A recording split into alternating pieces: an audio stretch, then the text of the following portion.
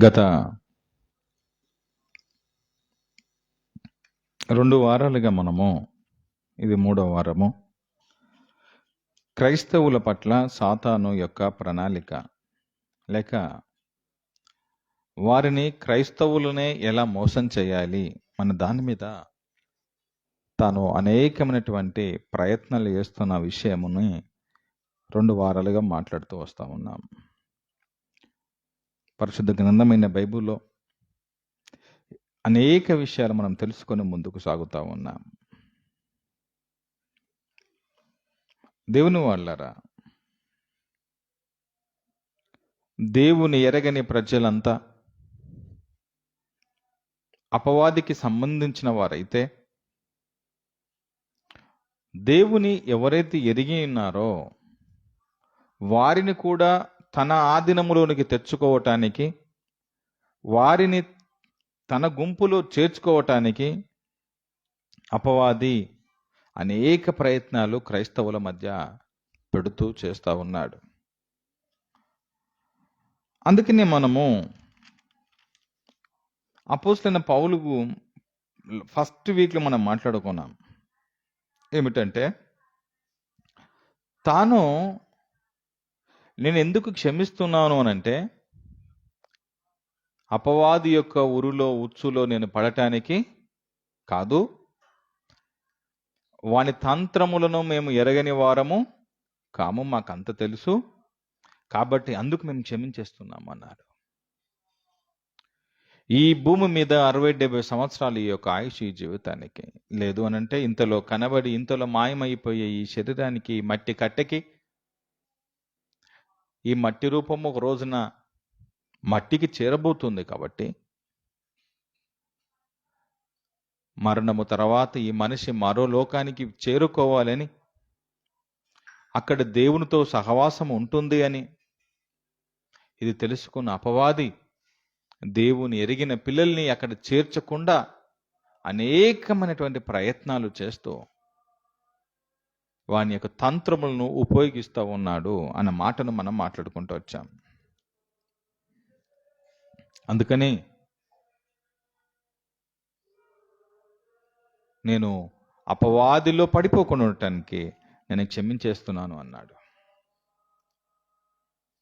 అందుకనే సాతానుకు సంబంధించినటువంటి వాడు ఎలా ప్రయోగాలు చేస్తూ ఉంటాడు, వాని యొక్క ఆలోచనలు ఎలా ఉంటాయి, ఇట్టి విషయాన్ని పసిగట్టాలి క్రైస్తవులు తెలుసుకోవాలి, అబ్జర్వ్ చేయాలి, ఆలోచన చేయాలి. ఏదైనా దేవునికి వ్యతిరేకంగా ఒక పని జరుగుతుంది అని అంటే అది అపవాది చేస్తున్నటువంటి ఎరా అని మనము ఆలోచన చేసుకోవాలి. అప్పుడే జ్ఞానంగా, తెలివిగా సమాధానం ఇస్తూ వాని యొక్క ఉరిలో పడకుండా వాక్యాన్ని అనుకూలంగా బ్రతకటానికి మనం ముందుకు సాగాలి. అందుకని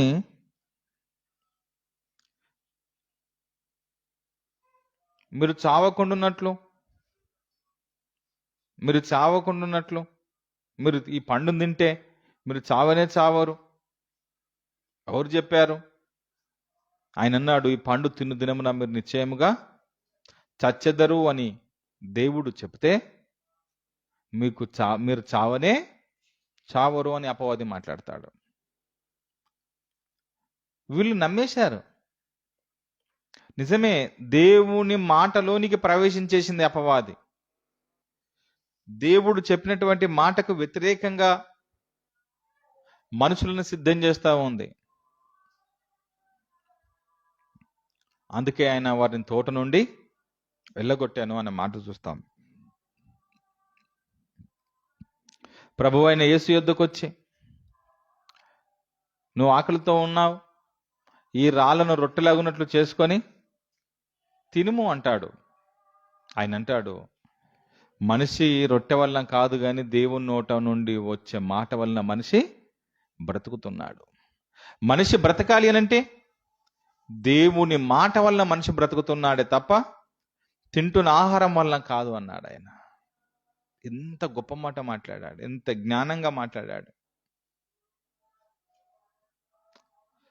అంతటి అలాంటి శక్తిని, అలాంటి జ్ఞానాన్ని వాక్య సంబంధంగా క్రైస్తవుడు పెంపొందించుకోవాలి.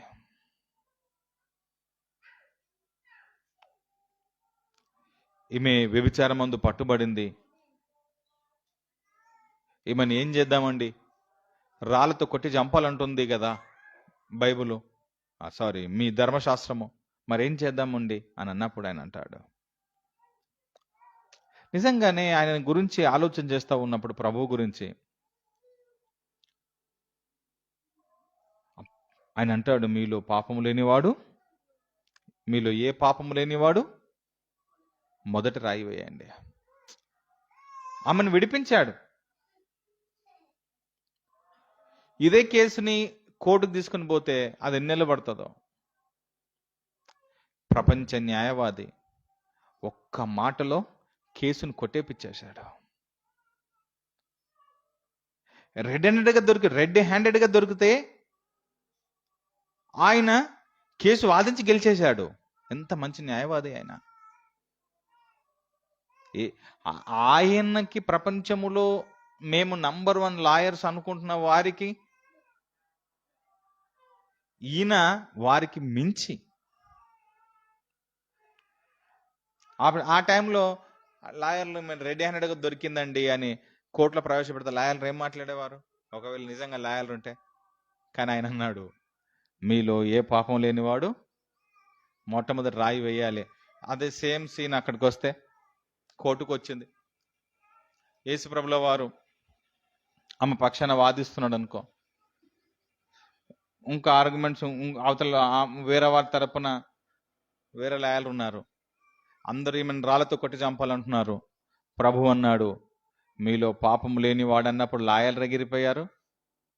జడ్జి గారు, మీలో ఏ పాపం లేనివాడు రాయి వేయొచ్చు అని జడ్జి ముఖం చూసిన వెంటనే జడ్జి గారు కూడా, దాని మీనింగ్ ఎక్కడికి వస్తుంది అని అంటే, అందరూ పాపం చేసిన వారే ఎక్సెప్ట్ క్రీస్తు యేసొక్కడే.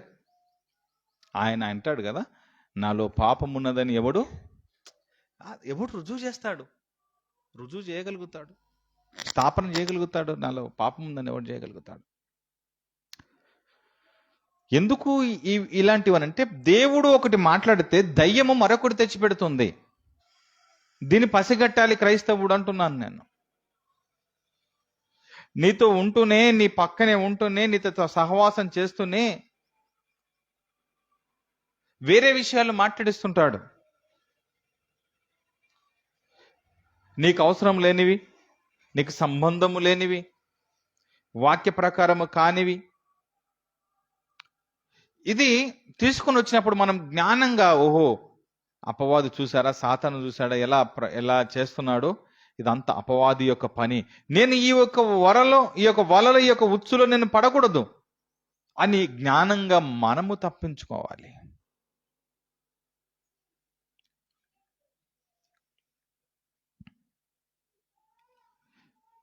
మొదటి శతాబ్దములో యేసుప్రభు మరణించిన తర్వాత మొదటి శతాబ్దంలో అందరూ దేవుని విషయాలను మోసుకొని పోతున్నారు. దేవుని విషయాలు మోసుకొని పోతా ఉంటే, ఆ రోజు క్రైస్తవులను రాళ్లతో కొట్టారు, రంపాలతో కోశారు, కొరడాలతో కొట్టారు, వారిని ఆకలితో ఉంచారు. ఆ రోజు క్రైస్తవులు ఆ రోజు యేసు ప్రభుని గురించినటువంటి విషయాలు తీసుకొని పోవటానికి, ప్రపంచానికి ఇవ్వటానికి, వాళ్ళు ఎదుర్కొన్న బాధలు, కష్టాలు, శ్రమలు, వారు దేవుని మాట కోసం బాధను అనుభవిస్తున్నారు. పరమందున్న తండ్రి యొక్క విషయాలు ప్రకటన చేయటానికి, బోధించటానికి వీరు బాధలు అనుభవిస్తున్నారు. ఎందుకు బాధలు అనుభవిస్తున్నారు అనంటే, ఇదిగో పేతురు రాసినటువంటి పత్రిక, మొదటి పత్రిక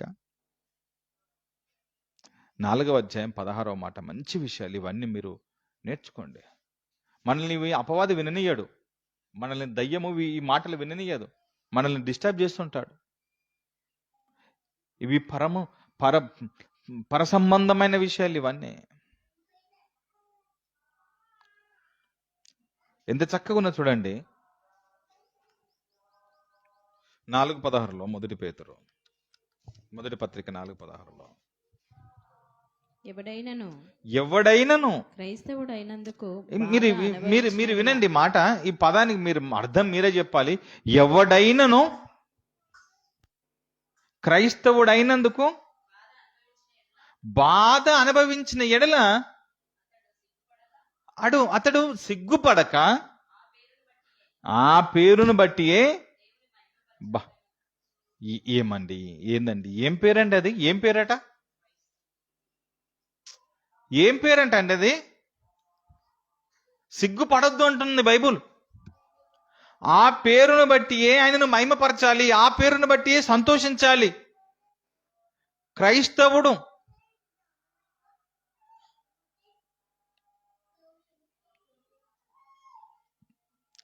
నువ్వు క్రైస్తవుడేవా?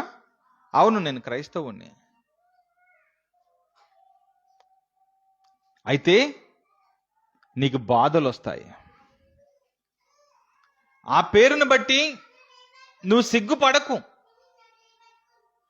మనం కొన్ని సందర్భాలలో వీఆర్ క్రిస్టియన్, మనం క్రైస్తవులము అని చెప్పుకోవటానికి సిగ్గుపడేతాం. ఏమండి, మేము ప్రభుని ఎరిగిన వారమండి, దేవుని తెలుసుకున్న వారమండి అని చెప్పుకోవటానికి సిగ్గుపడుతుంటాం. కానీ సిగ్గుపడకూడదు. ఎందుకో తెలుసా? ఆ పేరును బట్టియే మీరు ఆయనను మహిమపరచాలి. నువ్వు క్రైస్తవుడివి. అయితే ఏంటి? నీకు బాధలు వస్తాయి.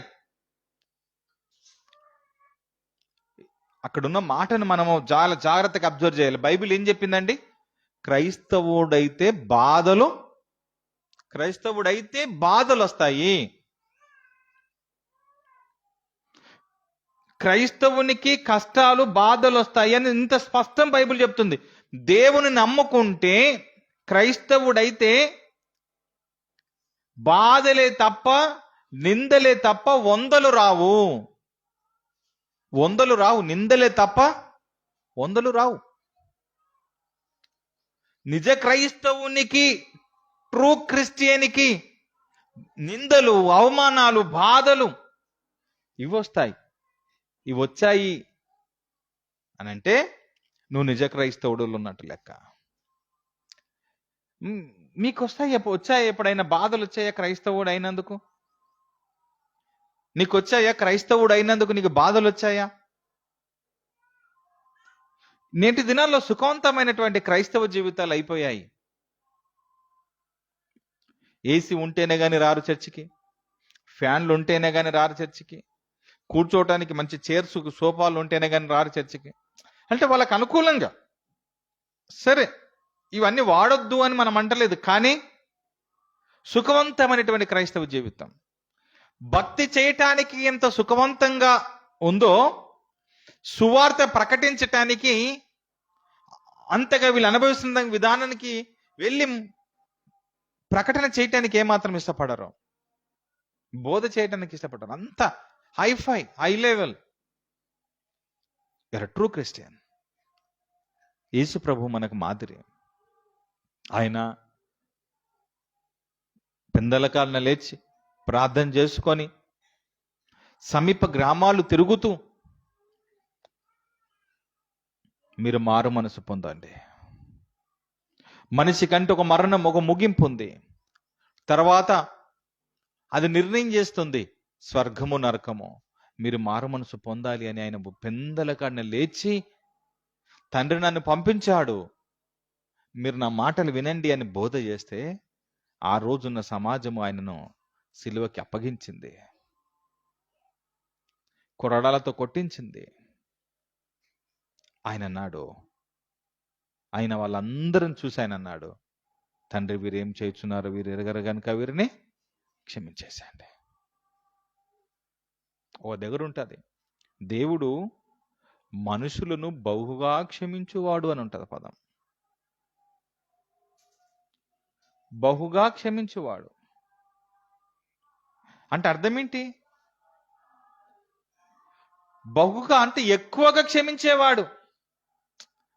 మనమేమంటాం, నేను మొదటిసారి చూసినాను, రెండోసారి చూసినాను, మూడోసారి చూసినాను, ఇక నాకు ఇంకా ఓపిక నశించిపోయింది, ఇక అయిపోయింది ఇంకా. కానీ దేవుడు అంటున్నాడు, నేను బహుగా, నువ్వు ఏదైతే 2 సార్లు చూశాను 3 సార్లు చూశాను అంటున్నావు కదా, క్షమించాను అంటున్నావు కదా, మరి నీ విషయములో ఆయన బహుగా క్షమిస్తున్నాడు కదా నిన్ను. క్రైస్తవులకు నిజంగా తప్పిదములు ఎలా కడుక్కోవాలో, తప్పిదములు ఎలా పోవాలో ఎవరికి ఈ ట్రిక్ అర్థం కాలేదు. మీకు ఈ విషయం చెప్తున్నాను, జాగ్రత్తగా మీరు మనసులో పెట్టుకోండి. ఇది బైబిల్లో రాయబడిన విషయం. క్షమించుడి, అప్పుడు మీరు క్షమించబడతారు. ఈ ఈ ఈ పాయింట్ ఎంత అంటే, నీకు పాపానికి, నువ్వు క్రైస్తవుడివి కదా, నువ్వు క్రీస్తుని ఎరగక మునుపు, దేవుని నమ్మక మునుపు, నువ్వు క్రీస్తు సువార్త విన్నావు, అంతకు మునుపు పాపములు చేశావు, తర్వాత నీవు బ్యాప్టిజం తీసుకున్నావు, బ్యాప్టిజం తీసుకున్న తర్వాత కూడా ప్రతి వారు పాపం చేసిన వారే. అయితే ఈ పాపాల క్షమాపణ ఎలా రావాలి? బ్యాప్టిజం తీసుకున్న తర్వాత పాపములకు క్షమాపణ ఎలా రావాలి? ఇక్కడున్నటువంటి ట్రిక్ ఏంటిదంటే, మీరు క్షమించుడి, అప్పుడు మీరు, ఇది అన్నమాట లాజిక్. ఇది అర్థం చేసుకోవాలి. నీ పాపాలకు క్షమాపణ దక్కాలి అంటే నువ్వు క్షమించేసేయాలి. కానీ మన అన్ని కండిషనల్ లవ్స్, కండిషనల్ ప్రేమ, ఖచ్చితంగానే క్షమాపణ కూడా కండిషన్లోనే ఉంటుంది. అందుకని పాపములు క్షమించబడవు. నీ దగ్గర బైబుల్ ఉంటుంది, నువ్వు ప్రార్థన చేస్తావు, పాటలు పాడతావు, అన్నీ ఉంటాయి, కానీ అసలు దేవుడు నిన్ను క్షమించాడు. ఇది ఏ సంఘానికి అర్థమైంది ఈ ట్రిక్, ఈ లాజిక్? ఏ సంఘానికి అర్థమైంది? ఏ వ్యక్తికి అర్థమైంది? నీ పాపములు ఎలా క్షమాపణ జరగాలి? మరి నీ పాపాలకు ఎలా క్షమాపణ జరగాలి? నీ పాపములు ఎలా క్షమించబడాలి? మళ్ళీ బాప్తిజం తీసుకోవాలా? నువ్వు మళ్ళీ బాప్తిజం తీసుకోవాలా? బాప్తిజం తీసుకున్న తర్వాత పాపాలు చేసావు కదా, మరి వాటికి ఎలా క్షమాపణ? ఎలా? నువ్వు మళ్ళీ బాప్తిజం తీసుకోవాలా? కాదు కదా. అప్పుడు ఏంటిది మరి? మీరు క్షమించుడి, మీరు క్షమించబడతారు. వారేవ్వా, అవుతుందా? అప్పుడు అపవాది మనలో దూరి, నువ్వు ఎక్కడ క్షమిస్తే నువ్వు పరలోకానికి వస్తావో, కాబట్టి ఎందుకు క్షమిస్తావు? నువ్వెందుకు క్షమిస్తావు? నీకు ఫీలింగ్, నీకు ఈగోస్ లేవా? నీకు రోషం లేదా? నీకు పౌరుషం లేదా? ఇవన్నీ మనసులో పెట్టేసేసి నిన్ను పరలోకానికి రానివ్వకుండా వాడు అడ్డుకుంటున్నాడు.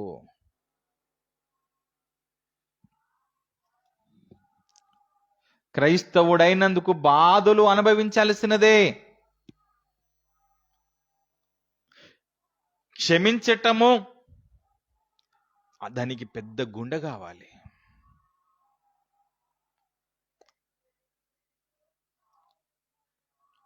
ఇడు మొగాడ్రా బుజ్జి అనేటటువంటి డైలాగ్ సినిమాలో పెట్టినారు కదా. ఇడు నువ్వు ఆ క్షమాపణ కలిగిన మనసును నీలో ఉంటే, నిజంగానే ఏసుకున్న గుండె ఏందండి? ఆ గుండె ధైర్యం అండి ప్రభువుది. పక్కలో పొడిచారా బల్లెంతో? కాళ్ళలో చేతిలో కొట్టారా? మరి వాళ్ళని ఎవరు క్షమించాలి? అపవాది మనలో తీసుకొని వస్తాడు. ట్రూ క్రిస్టియన్, నిజ క్రైస్తవుడు కష్టాలు అనుభవిస్తాడు, క్షమిస్తూనే ఉంటాడు. కష్టాలు అనుభవిస్తాడు, బాధలు అనుభవిస్తాడు, క్షమిస్తూనే ఉంటాడు. కానీ అపవాది ఎలా తీసుకొచ్చేసింది అందరినీ అనంటే, ఆ రోజున క్రైస్తవుడైన వాడు బాధను అనుభవిస్తున్నాడు. కానీ ఆ రోజున మేము బ్యాప్టిస్ట్ క్రైస్తవులమి, ఈరోజు మీరు ఎవరండి అని మనం అన్నామనుకో, మీరు ఏ విశ్వాసులండి అన్నామనుకో అని అంటే, మేము పెంతెకోస్తు విశ్వాసులము, మేము హెబ్రోన్ విశ్వాసులము, మేము బ్యాప్టిస్ట్ విశ్వాసులము, మేము వీళ్ళ విశ్వాసులము, వాళ్ళ విశ్వాసులము. ఆ? ఈ ఇన్ని రకాల విశ్వాసాలు ఉన్నాయా? ఏమండి, ఇన్ని రకాల విశ్వాసాలు ఉన్నాయి ఎక్కడన్నా? ఒక్కటే విశ్వాసం కదా. చూడండి బైబిల్లో ఎఫెసీయులకు రాసిన పత్రిక, ఎంత మనకి అపవాది వినకుండా చేస్తుంటాడు. ఇంత జ్ఞానం కలిగిన మాటలు ఇవన్నీ. ఎఫెసీయులకు రాసిన పత్రిక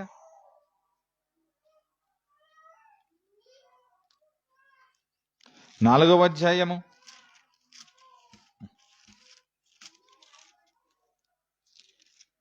4 నుంచి మనం చూస్తే, శరీరం ఒకటే, అంత మట్టి నుండి వచ్చిందే. ఆత్మ ఒకటే, ఒక్కటే ఆత్మ. ఆత్మ ఒక్కడే, ఆత్మ ఒక్కడే. ఆత్మ 10 ఆత్మలు లేవు. శరీరం ఒకటే, ఆత్మయు ఒకటే. ఆ ప్రకారమే మీ పిలుపు విషయమై ఒక్కటే నిరీక్షణ. అక్కడ ఉండటానికి, ఒకటే నిరీక్షణలో ఉండటానికి, ఒకే నిరీక్షణలో ఉండటానికి. చూసారా? ఇవన్నీ ఈ మొదటి నుంచి క్రైస్తవుడు బోధకుడులోనే, చెప్పటములోనే విఫలమైపోయాడు. వాస్తవాలు తెలియజేయటంలో క్రైస్తవుడు ఫెయిల్ అయిపోయాడు. అపవాది మనోనేత్రాలకు గురుడితనం కలగజేసేసి ఆ మైకములో ముంచేసేసాడు. Egos వచ్చేసేసాయా, problems వచ్చేసేసాయా. అక్కడ అంటున్నాడు, అందుకు మీరు పిలువబడ్డారు, ప్రభువు ఒక్కడే. మీ బైబిల్ చూడండి, ప్రభువు ఒక్కడే, విశ్వాసాలు 10 ఉన్నాయా, బాప్తిస్మం ఒకటే. ఈ మాటలు చూడండి, బైబిల్ చెబుతుంది విశ్వాసము ఒకటే, బాప్తిస్మాలు 10 బాప్తిస్మాలు, 10 రకాల బాప్తిస్మాలు లేవు, 10 రకాల విశ్వాసం లేదు. మనం అంటుంటాం కదా, ఏమని? నీ విశ్వాసం నీది, నా విశ్వాసం నాదని. ఇప్పుడు మనం నీ విశ్వాసము నీది, నా విశ్వాసం నాది, మన ఇద్దరం కలిసి బైబిల్ దగ్గరికి వచ్చినప్పుడు బైబిల్ ఏమన్నది తెలుసా? విశ్వాసం నీది నాదని లేదండి, విశ్వాసము ఒక్కటే అన్నది. విశ్వాసం ఒకటే అన్నది. ఇప్పుడు అర్థం కావటం కోసం ఇక్కడ లైవ్ రికార్డ్ అవుతుంది కదా, ఇక్కడ కనబడుతున్నటువంటి ఇది ఉంది కదా, ఈ కెమెరా, ఇది అందరి నమ్మకం ఏం తెలుసా? ఇది ఒక కెమెరా అని అందరూ కనబడుతుంది కాబట్టి అందరి నమ్మకం కనబడుతుంది, చూస్తున్నాం, చేతితో తాకుతున్నాం. అలా బైబిల్ కూడా అర్థం కాకుండా ముక్కలు ముక్కలుగా చేసేసుకొని 10 విశ్వాసాలు తయారు చేసుకున్నారు, 10 బాప్తిస్మాలు తయారు చేసుకున్నారు.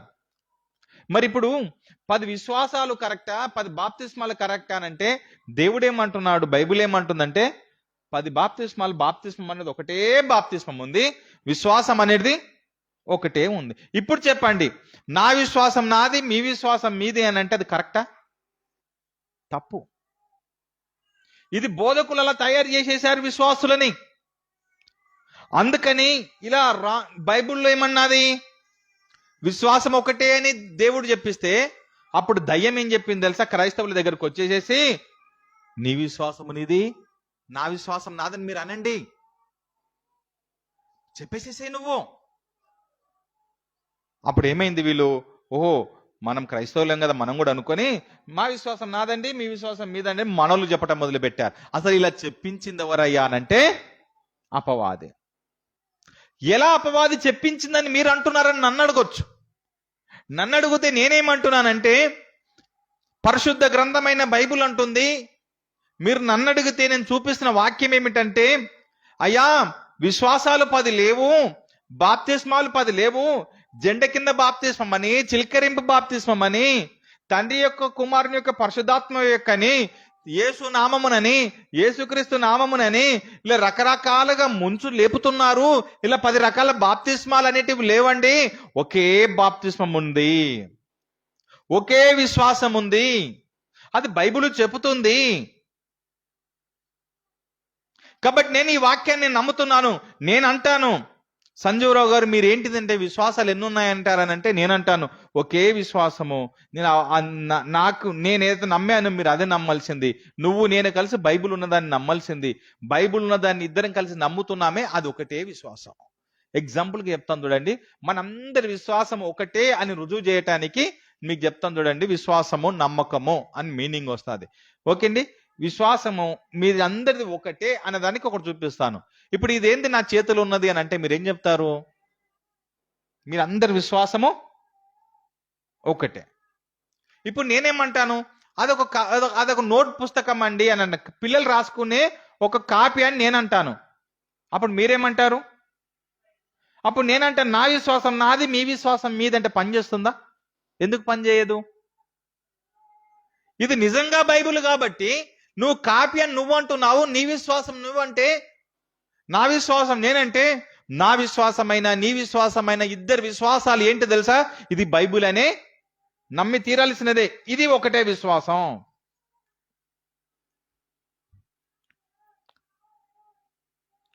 యేసు ప్రభుల వారు మనందరి పాపముల నిమిత్తము, యేసుక్రీస్తు ప్రభుల వారు మనందరి పాపముల నిమిత్తము సిలువలో మరణించాడని, 3 రోజులు సమాధిలో ఉంచబడ్డాడని, ఆ శరీరము ఆయన 3వ దినము తిరిగి లేచాడు అని మీరు నమ్ముతున్నారా? మీరు నమ్ముతున్నారు కదా? ఆయన మన పాపముల కోసం మరణించాడని నమ్ముతున్నారు కదా? అంటే ఇప్పుడు అందరి విశ్వాసం ఏంటిది? ఒకటా రెండా?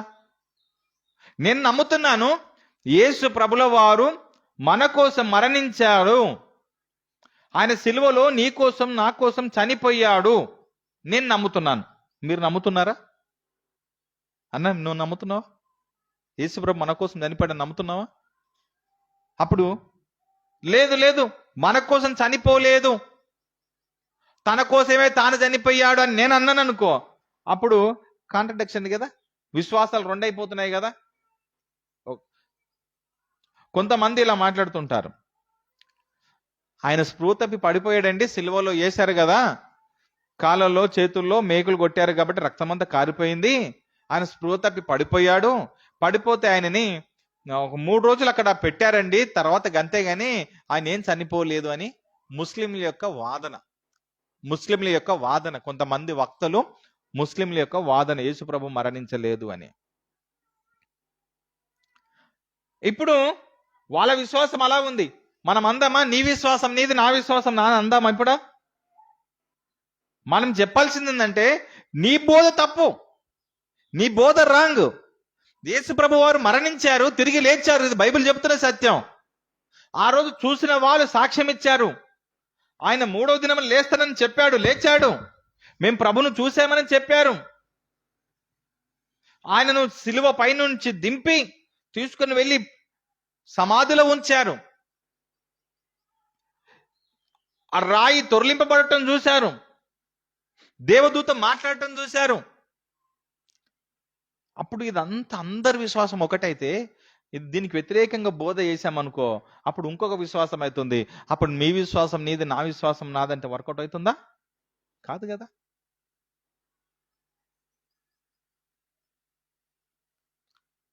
ఎక్కడ పోయింది క్రైస్తవ లోకం? ఎక్కడ పోయింది? ఎక్కడ అర్థమవుతుంది లోకమునికి?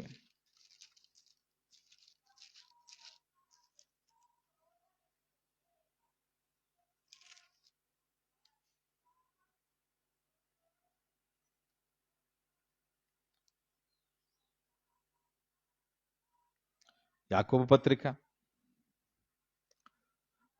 పత్రిక 5వ అధ్యాయము, మొదటి శతాబ్దంలో మన చేతులున్న బైబుల్ ఆ టైంలో లేదు. లేని టైంలో ఏం జరిగింది అని అంటే 14వ వాక్యములో మీలో ఎవడైనను సంఘములో, మీరు ఈ వాక్యం తీసుకొని మీరు మీరు చదువు, ఇది అవసరం, ఇంపార్టెంట్ మాట ఇది. యాకోబు పత్రిక 5వ అధ్యాయము 14వ మాట, పేజీ నంబరు 212. మీలో ఎవడైనను మీలో ఎవడైనను, రోగి అయి ఉన్నాడా, మీలో ఎవడైనను రోగంతో ఉన్నాడా? రోగి అతడు సంఘపు పెద్దలను పిలిపింపవలెను. అతడు సంఘములో ఉన్నటువంటి కొంతమంది పెద్దలను పిలిపింపవలను. వారు ప్రభువు నామమున వారు ప్రభువు నామమున అతనికి నూనె రాచి అతనికి ఏం చేయాలి? నూనె రాచి అతని కొరకు ప్రార్థన అతని కొరకు ప్రార్థన చెయ్యవలెను. జాగ్రత్తగా వినండి అన్నమాట. ఈ మాట చదివిన క్రైస్తవ సమాజం నూనె డబ్బులన్నీ పట్టుకుని వచ్చేసారు. ఇక్కడ ఆ వాక్యంలో ఉంది కదా, నూనె రాచి ప్రార్థన చేయమని ఉందండి అని చెప్పినప్పుడు అందరు నూనె డబ్బులు నీళ్ళ డబ్బులు పట్టుకుని వచ్చేసింది క్రైస్తవ సంఘాలకి. వీళ్ళు ఏం చేసేసారు? ఇక వాటికి ప్రార్థన చేయటం మొదలు పెట్టేసేసి వీరే నూనెలు అమ్మటం, వీళ్ళే నూనెలు తయారు చేయించేసి, స్టిక్కర్లు తయారు చేయించేసి వీళ్ళే అమ్మటం, వ్యాపారం చేయటం మొదలు పెట్టేశారు. ఇక ఈ వాక్యాన్ని ఆధారం చేసుకొని మీరు అక్కడ పాయింట్ని మీరు జాగ్రత్తగా చదవండి. మీరు ఇప్పుడు అన్నామనుకోండి, ఏమండి నూనెకి ప్రార్థన చేశారు మీరు అని అన్నామనుకోండి, మీ విశ్వాసం మీదే మా విశ్వాసం మాదే అని అంటే వర్కౌట్ అవుతుందా? సరిపోతుందా? మరి బైబిల్ విశ్వాసం ఏంటి?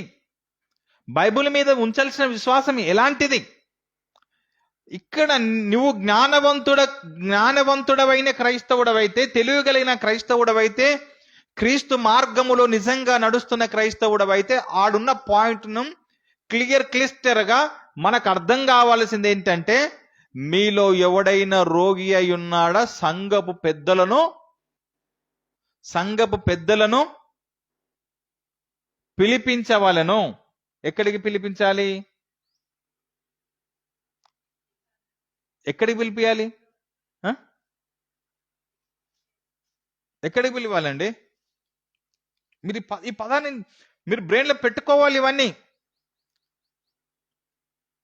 ఈ పరిసర ప్రాంతాలలో అంతా ఈ వాక్య వ్యతిరేకమైన బోధలు తప్ప, ఈ రెఫరెన్స్ టు రెఫరెన్స్ ఇలా తీసి ఏళ్ళు పెట్టి ఇలా మనం మాట్లాడుకుంటూ వెళ్తున్నామేది? ఇలా మాట్లాడుకునేవారు అరుదు, చాలా అర్థం. మీలో ఎవడైనను రోగి అయి ఉన్నాడా అతడు సంఘపు పెద్దలను పిలిపించవలెను.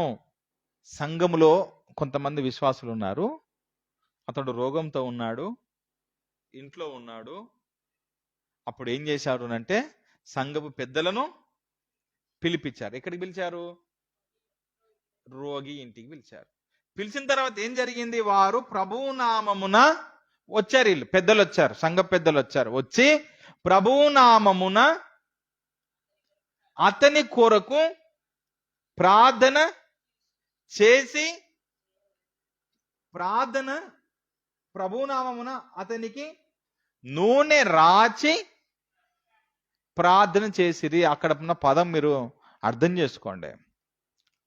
వచ్చిన ఈ పెద్దలు ప్రభునామమున నూనె రాచి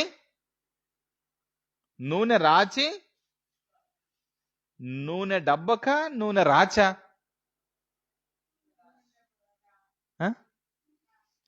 నీళ్ళ డబ్బలకు నూనె డబ్బలక తెచ్చిన డబ్బలకు వేశారా? ఈయన్నే రోగి యొద్దకు వెళ్ళి రోగికి నూనె రాసి ప్రార్థన చేశాడా? ఇప్పుడు అన్నామనుకోండి, మేము ఇప్పుడు నేను అంటాను, మీరు అన్నారు, లక్ష్మి అంటే అన్నది ఏమని? బైబుల్ చెప్తుంది రోగికి నూనె రాసి ప్రార్థన చెయ్యమని బైబుల్ చెప్పింది అని తను అన్నది అనుకో. ఇప్పుడు నేను అంటాను, లేదంటే నాకు టైం సరిపోతలేదు, నేను నూనె డబ్బకు నీళ్ళ డబ్బలకే ప్రార్థన చేస్తాను, ఇవి ఆయన రుద్దుకోమని చెప్పండి అని నేను అన్నాను అనుకో.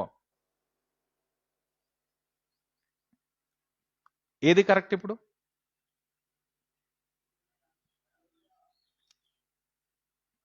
అన్న ఏది కరెక్ట్ అవుతుంది? నేను నూనె డబ్బకు నీళ్ళ డబ్బలకు నేను చేస్తా, మీరు రాసుకోండి అని నేను అంటే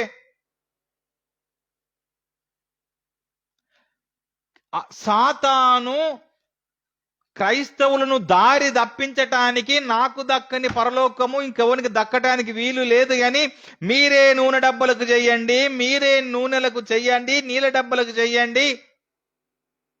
నూనె రాచి నువ్వు వెళ్ళి నూనె రాచి ప్రార్థన చేస్తే వాక్యానుసారం నీ నీ నీ దగ్గరికి నీళ్ళ డబ్బలు నూనె డబ్బలు తెస్తే వాటికి ప్రార్థన చేసి వృద్ధమని చెప్పడం అపవాది యొక్క ప్రణాళిక. మనకు అర్థం కాలే, చేసింది ప్రార్థనే కదా, మరి మనం అనుకుంటున్నాం చేసింది ప్రార్థనే కదా. అసలు నీకు కూడా తెలుసా, ఆయన అంటాడు మంచం పైన పడున్నాడైనా శతాధిపతి అంటాడు, అనారోగ్యంతో ఉన్నాడు, ఒక మాట సెలవివ్వు అతడు బ్రతుకుతాడు అంటాడు. ప్రభువు మాటకు అంత పవర్ ఉందా? ప్రభు మాటకు అంత పవర్ ఉందా? నూనె డబ్బ లేదు, నీళ్ళ డబ్బలు లేవు, ఏ ఖర్చీపులు లేవు, పెన్నులు లేవు, ఏం లేవు. సరే వెళ్ళండి వెళ్ళండి, మాట మాత్రం సెలవుము అతడు బ్రతుకును. ఒక్క మాట చెప్తే బ్రతుకుతాడా? ఇప్పుడు చెప్పండి, నీళ్ళ డబ్బకు నూనె డబ్బకు పవర్ శక్తి ఉందా? మాటకు శక్తి ఉందా?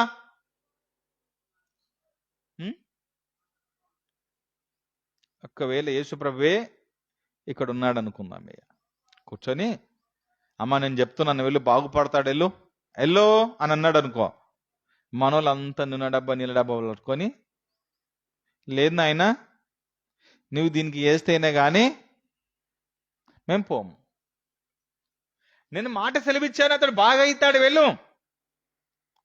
మనిషికి దేని మీద ఎక్కువ విశ్వాసం ఉంది ఇప్పుడు అని అంటే, దేని మీద విశ్వాసం ఉంది అని అంటే, దేని మీద విశ్వాసం? నూనె డబ్బల మీద, నీళ్ళ డబ్బల మీద, వాటర్ బాటిల్ మీద ఉంది విశ్వాసం తప్ప దేవుని మాట మీద విశ్వాసము నమ్మకమే లేదు. అందుకని ఇప్పుడు ఏమైపోయింది తెలుసా, అపవాది నీ విశ్వాసము నీది నా విశ్వాసము నాది అని అంటే, నీ నమ్మకము నీది నా నమ్మకము నాదన బోధను ప్రవేశపెట్టింది. అందుకనే బైబిల్ని ముక్కలు ముక్కలు వేసుకొని విడగొట్టుకుంది లోకం అంతా కూడా. అందుకని నీ విశ్వాసం నీదంటే, నా విశ్వాసం పెంతకొస్తు, నా విశ్వాసం మెథడిస్టు, నా విశ్వాసం హెబ్రోను, నా విశ్వాసం బ్యాప్టిస్టు. నన్ను కూడా అడిగారు, ఏం బ్రదర్ లైవ్లో నేను మిమ్మల్ని ఎవ్రీ సండే అబ్జర్వ్ చేస్తాను, మీరు ఒకరు బ్రదర్ అని అంటున్నారు, పెంతకొస్తు అంటున్నారు, హెబ్రోన్ అంటున్నాడు, అసలు మీదే సంఘం అని నన్ను అడిగాడు. ఆయన అనుకున్నాడు నన్ను ఇరకాటం పెట్టాడని నన్ను అనుకుంటున్నాడు. నేను అన్నాను, వీఆర్ క్రైస్ట్ చర్చ్, మేము క్రీస్తు సంఘము. క్రీస్తు సంఘము అని అంటే పేరున్న ఈ లోకంలో పెట్టుకునే పేరున్న క్రీస్తు సంఘం కాదు. యేసుప్రభు ఉన్నాడు కదా, యేసుప్రభు ఉన్నాడు కదా, ఆయనకు సంబంధించిన వారం మేము ఆయనకు సంబంధించిన వారము. మేము బైబిల్లో ఏదైతే ఉందో పాయింట్ ఉందో అది తీసుకుంటాము, ఆలోచన చేస్తాం, ముందుకు కొనసాగుతాము, ముందుకు నడుస్తాం మేము. మరొక ఆయన అన్నాడు, ఇదే బ్రదర్ మీరు ఇలానే మీరు బోధలు చేస్తా పోతా ఉంటే, ఇలానే బోధలు చేస్తా ఉంటే ఏదైనా కార్యక్రమాలు కానీ మంచి చెడ్డ ఏదైనా జరిగినాయని కూడా ఎవరు వస్తారు చెప్పండి జనాలు అని అడిగారు. ఇలా బోధలు చేస్తే మంచి చెడ్డకి ఎవరు వస్తారు? అప్పుడు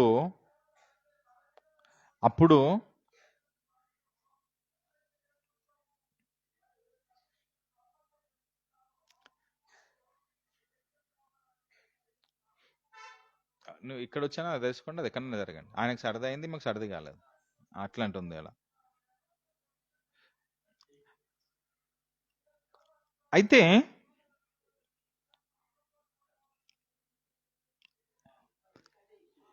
ఇప్పుడు ఏ విశ్వాసము, ఇప్పుడు ఏ విశ్వాసం అండి? మంచి చెడు కార్యక్రమాలకి ఎవరు వస్తారండి? రాకపోతే అసలు ఈ మంచి ఈ చెడు మీరు ఆలోచన చేయండి, తినిపోయి ఖర్చులు ఇవన్నీ తినిపోయే ఖర్చు, వాడు మనకేసే ఖర్చులు ఇవన్నీ తెలివిగల్లోడైతే అన్ని తప్పించుకోవాలి. దినాలని, మూడొద్దులని, సావులని. చచ్చాడాడు, ఆడు చచ్చిపోయాడా?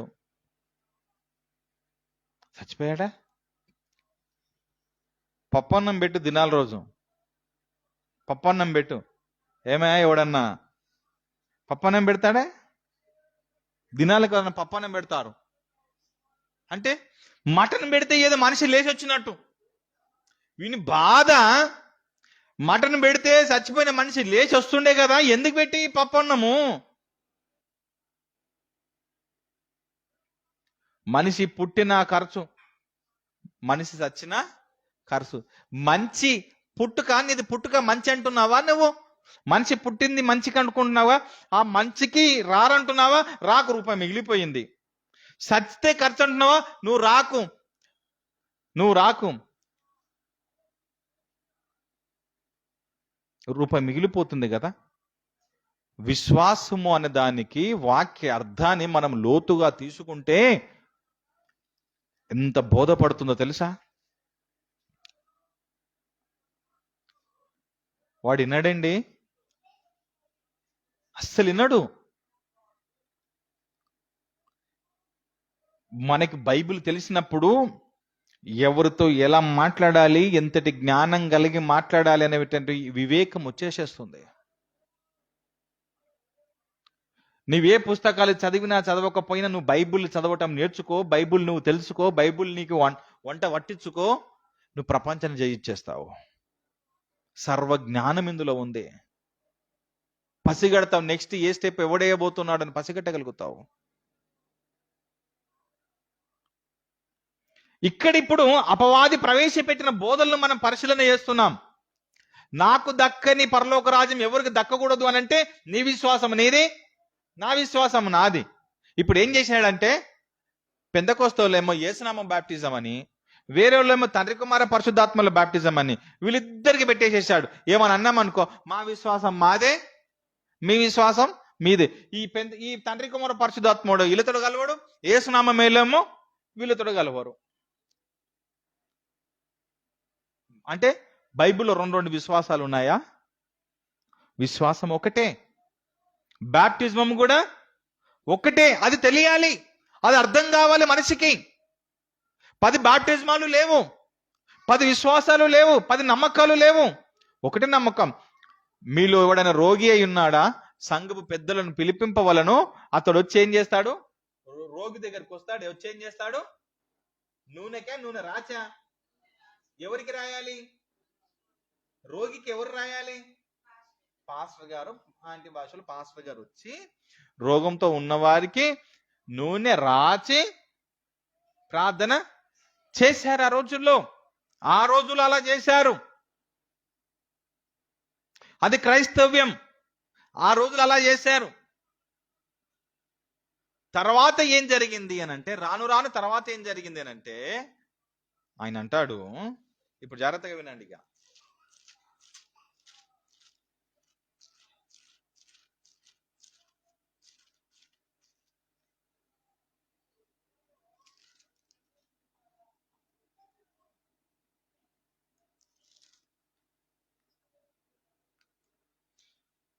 అపోస్తలుడైన పౌలు తిమోతికి రాసినటువంటి మొదటి పత్రిక, ఇప్పుడు జాగ్రత్తగా వినండి. మొదటి పత్రిక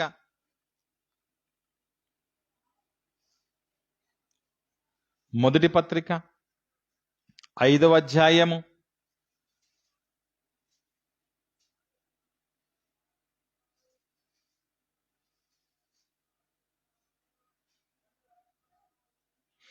'తిమోతికి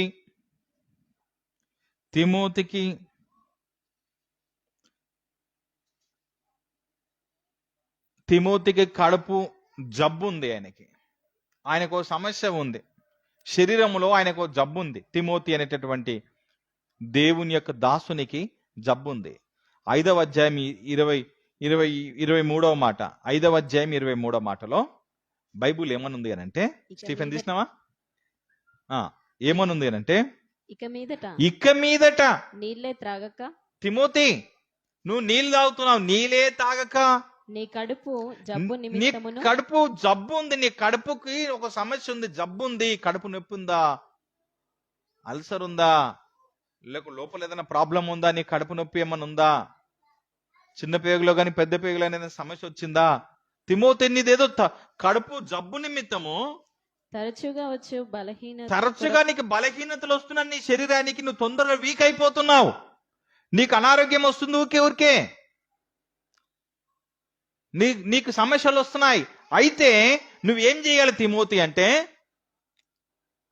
ద్రాక్షారసము కొంచెము నువ్వైతే ఏం చేయాలి తెలుసా, ద్రాక్ష రసము కొంచెముగా పుచ్చుకొనుము. పూడ్చుకోనము. జాగ్రత్తగా ఇప్పుడు వినాలి. ఇప్పుడు ఇంతకు ముందు విశ్వాసము, ఇప్పుడు జాగ్రత్తగా వినాలి. ఇంతకు ముందు ఏమనుండే, ఇంతకు ముందు ఏమనుంది, మీలో ఎవరైనా మీ సంఘములో ఎవరైనా మీలో సంఘములో ఎవరు రోగి అయినా ఉన్న ఎడల అతన్ని రోగి ఇంటికి వచ్చి ఏం చేయాలి, ఎవరికి, అది కూడా నూనె ఎవరికి రాయాలి, ఏ రోగి, రోగి ఎవరు, కాదు కాదు కాదు కాదు అందరి రోగాలకు అన్ని రోగులు కాదు. మీ సంఘములో మీరు చర్చికి వస్తున్నారు, మీరు వస్తున్నప్పుడు మీకు సమస్య వచ్చింది, అప్పుడు నేను వచ్చి ఏం చేయాలి, మీకు నూనె రాచి ప్రార్థన చేయాలి. ఇది బైబిల్ కండిషన్. ఇప్పుడు చర్చికి రానోళ్ళు ఉన్నారు, వాడు చర్చికే రాడు. చర్చికి రాని వాళ్ళ దగ్గరికి నేను వెళ్ళి నూనె రాచి ప్రార్థన చేయొచ్చా? ఏమండి, చర్చికి రాని వాడున్నాడు, అతడికి దేవుడి గురించి తెలియదు, తెలిసినా వాడు చర్చికి రాడు. రాని వ్యక్తి దగ్గరికి నేను వెళ్ళి నూనె రాచి ప్రార్థన చేయొచ్చా? ఇప్పుడు మనం విశ్వాసాన్ని పరీక్ష చేసుకుంటున్నాము. బైబిల్ విశ్వాసము అందరికి ఒకటే మాట ఉండాలి. నీ విశ్వాసం నీది, నా విశ్వాసం నాది అనడానికి లేదు కదా. బైబిల్ ఏం చెప్తుంది, కండిషను ఏమంటుంది, మీ సంఘములో ఎవరైనా రోగి అయి ఉంటే,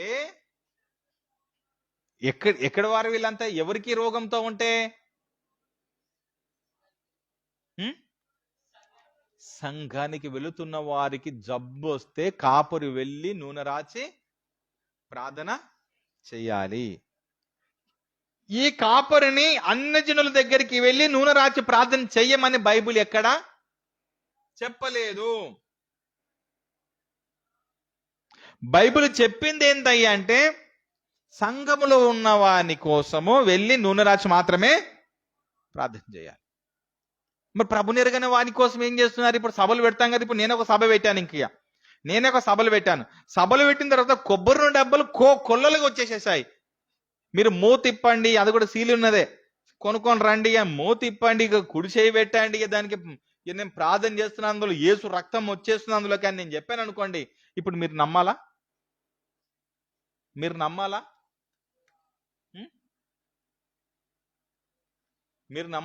మీ డబ్బాలకు, నూనె డబ్బాలకు నేను ప్రార్థన చేస్తానంటే మీరు నమ్మాలా? లేక మీరే ఏమయ్యో అట్లయితే చేస్తావు, మాకు రోగంతో ఉంది, నువ్వు మాకు వచ్చి నూనె రాసి ప్రార్థన చేయండి మీరు అంటారా? లేకుంటే నేను నూనె డబ్బాలకు నేను చేస్తానంటే మీరు ఒప్పుకుంటారా? నేను పెద్ద పబ్లిక్ మీటింగ్ పెట్టానండి, లక్షల మంది వచ్చారు, లక్షల మంది నూనె డబ్బాలు పట్టుకుని వచ్చారు, నేను నూనె డబ్బాలకే చేస్తాను అంటున్నాను, అప్పుడు మీరేమంటారు?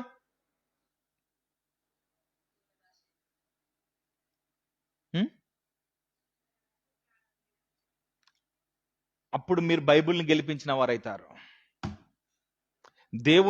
దేవుని వాక్యానికి న్యాయం చేసిన వారైతారు. ఏది? రోగికి మాత్రమే నూనె రాచి ప్రార్థన చేస్తే. నూనె డబ్బలకి ప్రార్థన చేయమని మీరు చెప్పారా? ఇది అపవాది యొక్క ఆలోచన, తెచ్చిపెట్టేసేసాడిగా. ఇదంతా కూడా ఆ టైంలో. తర్వాత ఏం జరిగిందో తెలుసా? ఇప్పుడు ఈయనకు కడుపు నొప్పి వచ్చింది. ఇంకా ఎవరికి? తిమోతికి కడుపు నొప్పి వస్తే పౌలు ఇలా అనొచ్చు కదా, ఏమని? తిమోతి, నీకు కడుపు నొప్పి తరచూ వస్తుంది, జబ్బులు వస్తున్నాయి నీకు, నేను నీ దగ్గరకు వచ్చి నూనె రాచి ప్రార్థన చేస్తాను తిమోతి అని అనొచ్చు కదా. ఈయన ఏమంటున్నాడు ఇప్పుడు? నీకు జబ్బు వస్తే ఏం తీసుకోమన్నాడు? జబ్బు వస్తే ఏం తీసుకోవాలట? ద్రాక్ష రసాన్ని తీసుకోమంటున్నాడు. ఈయనకు జబ్బు వస్తే నువ్వు ప్రార్థన చేసుకో, తగ్గిపోద్ది అన్నాడు కదా. తిమోతి దైవ సేవకుడు, తిమోతి కూడా పరిశుద్ధుడు, దైవ సేవకుడు, దేవుని సేవలో ఉన్నవాడు తిమోతి. తిమోతికి జబ్బు వచ్చింది. జబ్బు వస్తే తిమోతి నూనె రాసుకుంటే అయిపోతుంది కదా. మరి ఈయనకి ఏం చెప్తున్నాడు పౌలు? ద్రాక్షరసం తీసుకో, తాగంటున్నాడు. ఏ ద్రాక్షరసము? మనం రొట్టె ద్రాక్షరసం తీసుకుంటాం ఇదా? మనం రొట్టె ద్రాక్షరసం తీసుకుంటాం, ఈ ద్రాక్షరసమా? ద్రాక్షరసాన్ని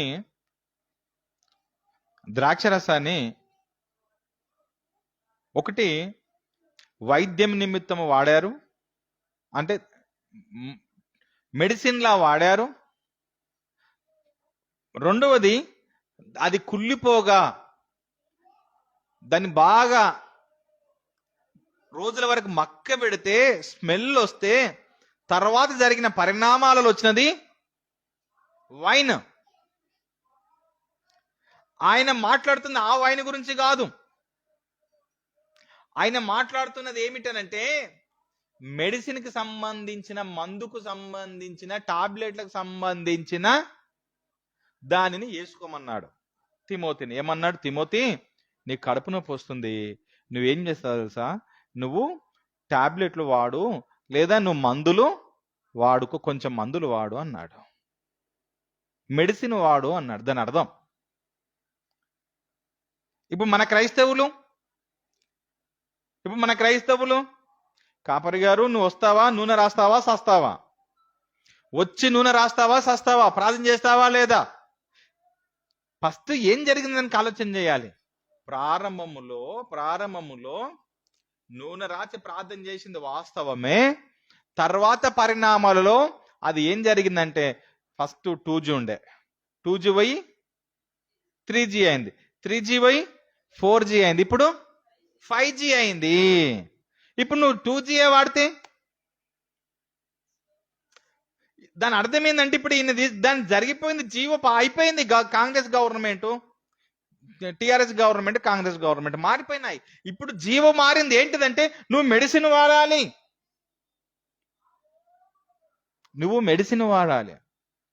నీకేదైనా సమస్య వచ్చిందా?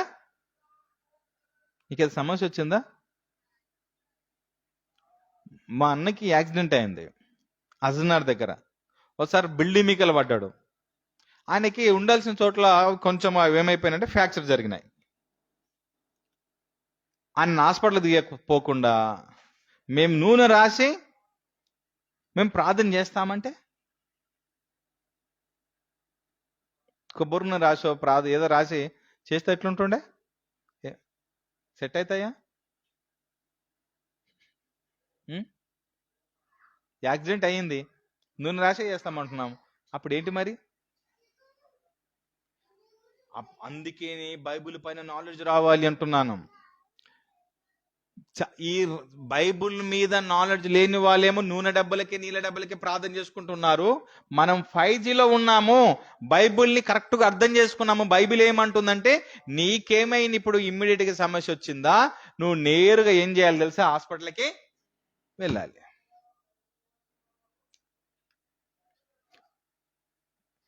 కొంతమంది అయితే హాస్పిటల్కి వెళ్ళే వాళ్ళని చూస్తే మరీ స్పెషల్గా పెంతకొస్తులో,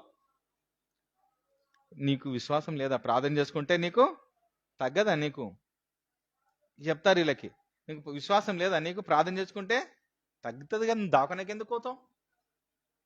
అలా చాలా మంది హాస్పిటల్కి వెళ్ళి కూడా చనిపోయిన వాళ్ళు ఉన్నారు. బైబిల్ ఏమంటుంది? మెడిసిన్, నువ్వు తిమోతి నీకు కడుపు నొప్పి వస్తుంది, నువ్వు మందులు వాడు అని బైబిల్ చెప్తుంది. పౌలు గారు చెప్తున్నారు. నీ క్రైస్తవుడా, ఇప్పుడున్నటువంటి సంఘానికి చెప్తున్నాను, నేను ఇక్కడ ఉన్న వారికి చెప్తున్నాను, మీకు ఏమైనా సమస్య వచ్చిన ఎడలా మీరు ఎక్కడ సంప్రదించాలి? హాస్పిటల్ని సంప్రదించాలి. దానితో పాటు బైబిల్ ఏమంటారు తెలుసా? నీ విశ్వాసమే నిన్ను స్వస్థపరచు. Okay, right. మందులు వాడుకుంటూ నువ్వు ప్రార్థన చేసుకో. ఇది నువ్వు మందులే వాడకుండా పక్కన పడేసి నేను నీకోసం ప్రార్థన చేస్తాను అన్నావు అనుకో, ఈ టికెట్ ఎగిరిపోతాడు. ఇప్పుడు చూడండి, నీ విశ్వాసం నీది, నా విశ్వాసం నాదన్న దానికి అపవాది తెచ్చిపెట్టిన ఎన్ని కుట్రలు ఉన్నాయో చూసారా? మీరు హాస్పిటల్కి వెళ్ళొద్దు, వెళ్ళావా? అది నీ విశ్వాసం. హాస్పిటల్కి మేము వెళ్ళము, అది మా విశ్వాసం. కానీ విశ్వాసం ఒకటే కదా, ఏమని ఉండాలి? ఇప్పుడు విశ్వాసం ఒకటే. ఏంటి ఆ ఒకటే అంటే బైబిల్ ఏమంటుందంటే, నీకేమైనా సమస్య వస్తే నువ్వు మందులు. ఇప్పుడు అందరి విశ్వాసము ఒకటే. ఏంటి అందరి విశ్వాసం? ఇప్పుడు మందులు వాడాలా లేదా? వాడాలి. ఇప్పుడు నేను వచ్చి నూనె రాసి ప్రార్థన చేస్తాను, ఇప్పుడు ఇది పనిచేస్తుందా? నేను వచ్చి నూనె రాసి ప్రార్థన చేసేది ఇప్పుడు పనిచేస్తుందా? లేదు. దానికి మార్పు జరిగింది. ఏమైంది అంటే, నువ్వు హాస్పిటల్కి వెళ్ళాలి, మెడిసిన్లు వాడాలి. నేను వచ్చి నీకు ప్రార్థన చేస్తే ఇప్పుడు వర్కౌట్ కాదు. అప్పుడు వాళ్ళకి వరాలు ఉండే కాబట్టి, స్వస్థపరిచే వరాలు వాళ్ళకు ఉండే కాబట్టి అప్పుడు వాళ్ళకి బాగైనవి. ఇప్పుడు వరాలు అనేటివి ఎవరికి లేవు. కేవలం ఏంటి తెలుసా? నీకు బాగు కావాలి అని అంటే నీ విశ్వాసమే నిన్ను బాగు చేస్తుంది తప్ప నేను నిన్ను బాగు చేయటానికి నా దగ్గర ఏమీ లేదు. దేవుడే బాగు చేయాలి. రెండవది, హాస్పిటల్కి నువ్వు చూపించుకోవాలి. ఇంతటి అసత్యమైన బోధల్ని, రాంగ్ బోధల్ని సంఘాలలో ప్రవేశపెట్టించేసి అందరినీ గలిబిలి చేసేసాడు. అందుకనే ఏం జరిగింది తెలుసా? పెంతెకోస్తు అని, హెబ్రోన్ అని, సిఎస్ఐ అని, బ్రదరన్ అని, బ్యాప్టిస్ట్ అని అన్ని ముక్కలు చేసేసుకున్నారు. అంతా అందరూ ఒకటిగా ఉంటే, ఒకే కుటుంబముగా ఉంటే, ఒకే వాక్యం వింటే, ఇప్పుడు ఇన్ని పేర్లు చెప్పుకున్నాం కదా, ఇంతమంది ఒక్క దగ్గర కూర్చొని బ్రదర్ మీరు మాట్లాడండి, ఒకటే విశ్వాసం గురించి వాక్యం చెప్పండి అని అంటే ఒకటే బోధ ఎంత చక్కగా ఉంటది. ఇంకే లొల్లిలు ఎందుకుంటాయి? ఇన్ని మైకులు ఎందుకు ఎగురుతాయి ఊర్లా? ఇన్ని లొల్లిలు ఎందుకు అవుతాయి చెప్పండి? మనల్ని అందుకని చాలా మంది చూసిన బట్టి ప్రైజ్ ది లార్డ్ గారు వచ్చారు అంటారు, ప్రైజ్ ది లార్డ్ గారు వచ్చేసారు, లేదా హల్లెలూయాలో వచ్చారు అంటారు. ఇవన్నీ వీళ్ళు ఊత పదాలు వాడటం వలన, ఈ పదాలను మాటికి ఇతరుల ముందల చెప్పటం వలన వాళ్ళకి ఇవి బ్రెయిన్ ఉండిపోయినాయి, దేవుని నమ్మని వారికి కూడా. అందుకనే మనం చూసినామంటే హల్లెలూయాలో వచ్చారండి. అయ్యా దేవుని వారలారా, అపవాది యొక్క ప్రణాళిక ఏమిటయ్యా అనంటే, ఎట్లయినా దేవుని నమ్మని వారిని పట్టుకున్నాడు. దేవుని నమ్మిన వారిని పట్టుకోవాలి అనంటే నువ్వు దేవుణ్ణిలో ఉంటున్నట్టుగానే కనబడుతుంటావు కదా, అసలు దేవుణ్ణిలో ఉన్నట్టు నువ్వు కాదు. ఎలా కాదు అనంటే, నూనె డబ్బులకు ప్రార్థన చేసే దేవుణ్ణిలో ఉన్నట్టు కాదు.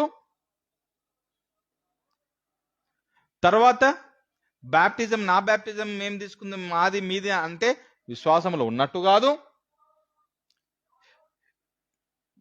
ఇన్ని సంఘాలుగా విడిపోవటం విశ్వాసంలో ఉన్నట్టు కాదు.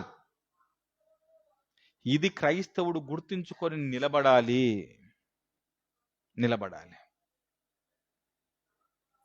అప్పుడు మీరు మరణం వరకు ప్రతి ఒక్కరిని క్షమిస్తూ, బైబిల్ ప్రకారము అందరిని తప్పు చేసిన ప్రతి వాడిని, ప్రతి సంఘాన్ని ఖండిస్తూ, తప్పుగా చెబుతున్న ప్రతి బోధించాలి, ఖండిస్తూ వ్యక్తిని క్షమించాలి, తప్పుడు బోధను ఖండించేసేయాలి. అప్పుడు బోధలు సరిచేసే అవకాశం మనకు దేవుడు ఇంకా ఎక్కువగా అనుగ్రహించునుగాక. కళ్ళు మూసుకుందాం, ప్రార్థన చేసుకుందాం.